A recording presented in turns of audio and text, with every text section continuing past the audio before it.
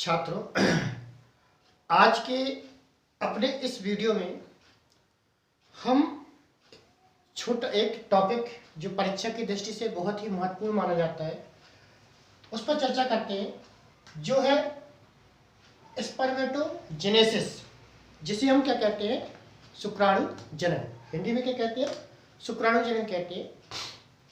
ये बहुत ही important topic माना जाता है।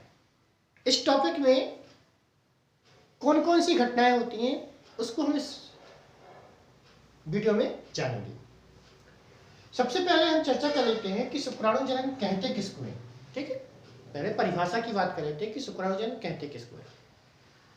सबसे पहले हमने इसके पहले वाले वीडियो में आपको बताया होगा, जब जनन तंत्र पढ़ाया, नरजनन तंत्र, तो उसमें मैंने बताया था आपको कि शुक्राणु जनन की क्रिया कहाँ होती है, नर के वृषण में होती है। ठीक है, नर के वृषण में नलिकाएं पाई जाती है जिन्हें हम कहते हैं सेमिनिफेरस नलिका। इन सेमिनिफेरस नलिकाओं में शुक्राणु जनन की क्रिया होती है। तो आप परिभाषा की दृष्टि से आप बताएंगे, परिभाषा बता सकते हैं आप कि नर के वृषण में पाए जाने वाले सेमिनिफेरस नलिका में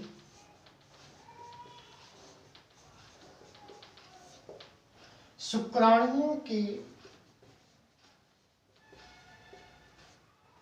निर्माण की क्रिया को शुक्राणु जनन कहते हैं। ये इसकी शाब्दिक परिभाषा हो गई, कह सकते हैं शाब्दिक परिभाषा तात्पर्य जैसे शब्द है उसी के हिसाब से परिभाषा हो गई। अगर हम बात करें कि यह क्रिया कब प्रारंभ होती है, तो सामान्यतः कहते हैं कि यह क्रिया 11 से 13 वर्ष की आयु में प्रारंभ होती है। कहाँ होती है, बालकों में 11 से 13 वर्ष की आयु में यह क्रिया प्रारंभ होती है और जीवन पर्यंत होती रहती है। ठीक है, कब तक होती रहती है, जीवन पर्यंत होती रहती है। ठीक, इस क्रिया के प्रारंभ होते ही कुछ द्वितीयक लैंगिक लक्षणों का विकास होता है। द्वितीयक लैंगिक लक्षण, अब कौन कौन से द्वितीयक लैंगिक लक्षण है, चलो इससे जान लेते हैं। सबसे फर्स्ट तो है दाढ़ी मूंछों का विकास। क्या होता है, द्वितीयक लैंगिक लक्षण के अंतर्गत क्या होता है, दाढ़ी मूंछों का विकास। दूसरा आप बता सकते हैं विपरीत लिंग के प्रति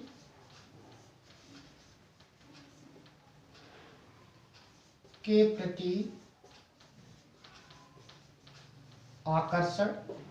ठीक है, इस क्रिया के प्रारंभ होते ही ये दो मुख्य लक्षण, इसके साथ ही तीसरा है पुरुषत्व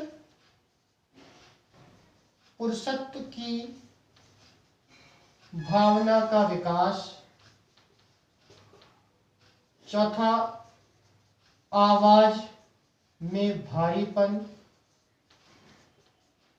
ठीक, पांचवा मांसपेशियों में कसावट। ये कुछ द्वितीयक लैंगिक लक्षण दिखते हैं, प्रारंभ हो जाते हैं, दिखना प्रारंभ हो जाते हैं जब यह क्रिया प्रारंभ हो जाती है। यह क्रिया कब प्रारंभ होती है, 11 से 13 वर्ष की आयु प्रारंभ होती है और जीवन पर्यंत चलती रहती है। ठीक है, अब इस क्रिया को पूछा जाता है कि इस क्रिया में होता क्या है, उसको आप आरेख द्वारा बताएं। तो सामान्य जनरली जाने कि यह क्रिया कितने चरणों में होती है, 3 चरणों में होती है। क्रिया जो होती है, यह क्रिया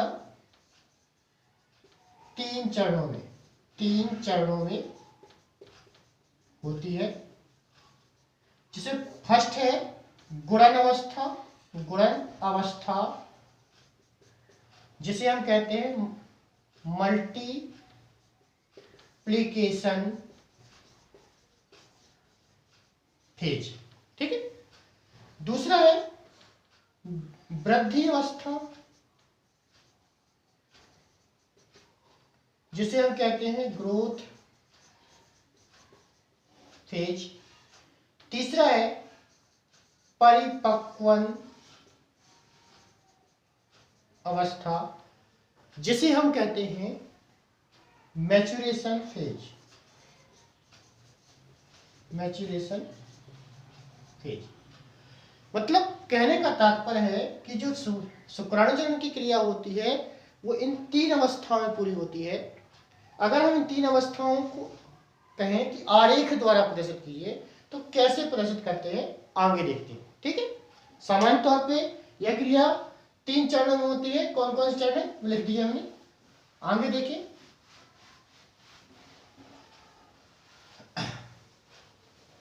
सबसे पहले क्या होता है कि सेमिनिफेरस नलिका की जो कोशिकाएं होती हैं, जिसे हम क्या कहते हैं स्पर्मेटोगोनिया कहते हैं। क्या कहते हैं स्पर्मेटोगोनिया।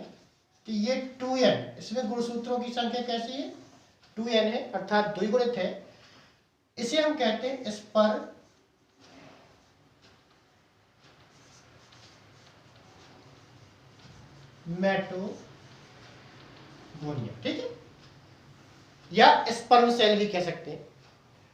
इसमें क्या होता है कि समसूत्री विभाजन होते हैं। क्या होते हैं समसूत्री विभाजन होते हैं। कैसे होते हैं देखिए, 1 से 2 कोशिकाएं बनेंगी, ये 2 बनी। समसूत्री विभाजन में गुणसूत्रों की संख्या में किसी प्रकार का कोई परिवर्तन नहीं होता है। फिर 2 से 4 बन जाएंगी,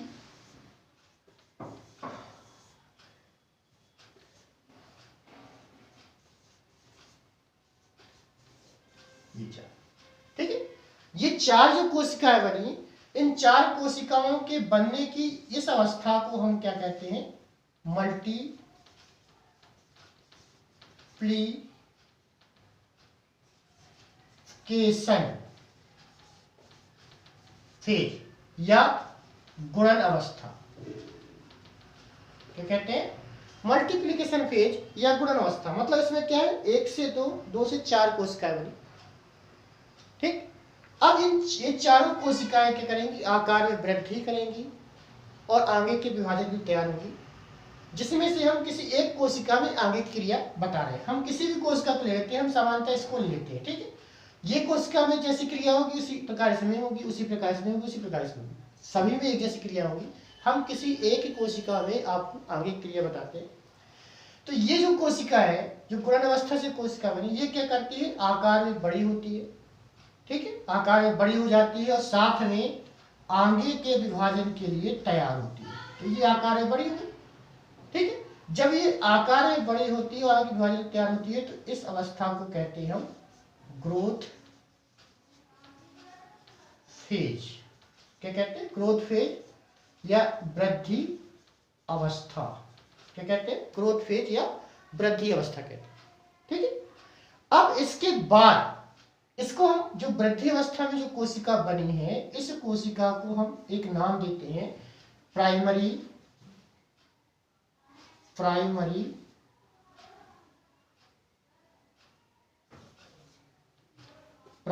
स्पर्मेटोसाइट।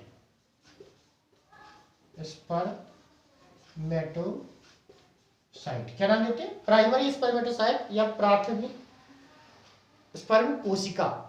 क्या कहते हैं प्राइमरी स्पर्मेटोसाइट कहते हैं इसको हम।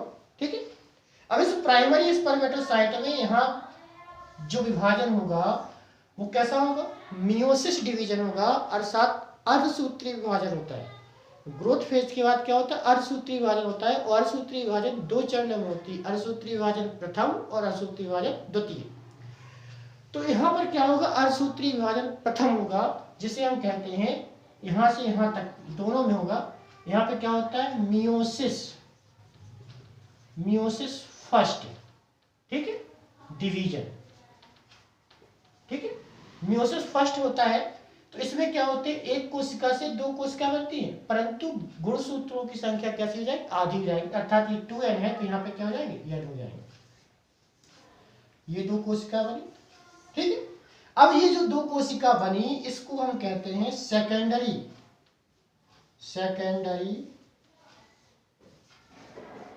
स्पर्मेटोसाइट, द्वितीयक स्पर्म सेल। ठीक है, अब ये जो द्वितीयक स्पर्म सेल बने ये आगे फिर विभाजित होंगे। कौन सी क्रिया होगी? अर्धसूत्रीय विभाजन द्वितीय की क्रिया होगी। अभी फर्स्ट हुआ ना, अब अर्धसूत्रीय विभाजन द्वितीय होगी। तो इससे पुनः दो कोशिकाएं बनेंगी। यहाँ पे क्या हो रही है? यहाँ पे जो क्रिया हो रही है वो क्या हो रही है? Meiosis second. ठीक है, मियोसिस सेकेंड का डिवीजन हो रहा है। तो इससे पुनः दो दो कोशिकाएं बनती हैं। तो 1 2 3 4, इस प्रकार 1 से 4 कोशिकाएं बन गई अर्धसूत्रीय विभाजन के द्वारा, परंतु गुणसूत्रों की संख्या आधी हुई। इसके पहले आधी नहीं हुई थी, समसूत्रीय विभाजन में आधी नहीं हुई थी। अगर हम ये चारों कोशिकाएं बनी, इन चारों कोशिकाओं को हम कहते हैं स्पर्मेटिड। क्या कहते हैं? स्पर्मेटिड कहते हैं। ठीक, अब ये चारों कोशिकाएं आगे क्या होंगी? परिपक्व होंगी और एक एक शुक्राणुओं का निर्माण करती हैं, कुछ इस प्रकार। ये ठीक है, ये क्या है? स्पर्म है। इनको आप नाम दे सकते हैं स्पर्म या शुक्राणु कहते हैं। ये यहां से लेकर यहां तक की अवस्था ये कहलाती है मैच्यूरेशन फेज या परिपक्वन अवस्था।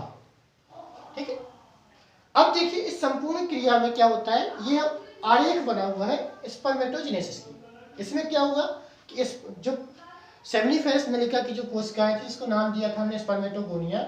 इसमें सर्वप्रथम क्या हुआ कि समसूत्रीय विभाजन हुए और समसूत्रीय विभाजन के फलस्वरूप क्या हुई? 4 कोशिकाएं बनी, जिनमें क्या हुआ? वृद्धि एवं विकास हुआ, अर्थात ग्रोथ फेज हुई।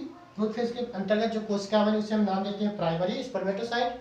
प्राइमरी स्पर्मेटोसाइट में प्रथम अर्धसूत्रीय विभाजन होता है, जिससे 2 कोशिकाएं बनती है, जिनमें गुणसूत्रों की संख्या क्या जाती है? आधी हो जाती है। ठीक है, ये 2 कोशिकाएं को हम एक साथ कहते हैं सेकेंडरी स्पर्मेटोसाइट। इनमें पुनः अर्धसूत्रीय विभाजन द्वितीय होता है, जिससे 4 कोशिकाओं का निर्माण होता है, जिसे हम स्पर्मेटेड कहते हैं।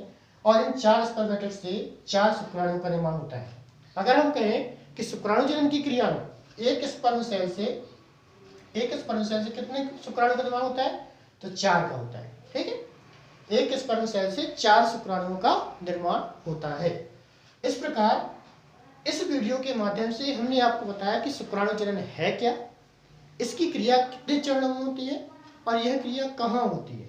ठीक है, यह क्वेश्चन, इसका जो क्वेश्चन आता है वो आता है सिंपली कि शुक्राणु जनन किसे कहते हैं, इसकी आरेख द्वारा प्रदर्शित कीजिए। इसकी क्रिया विधि को आरेख द्वारा प्रदर्शित कीजिए।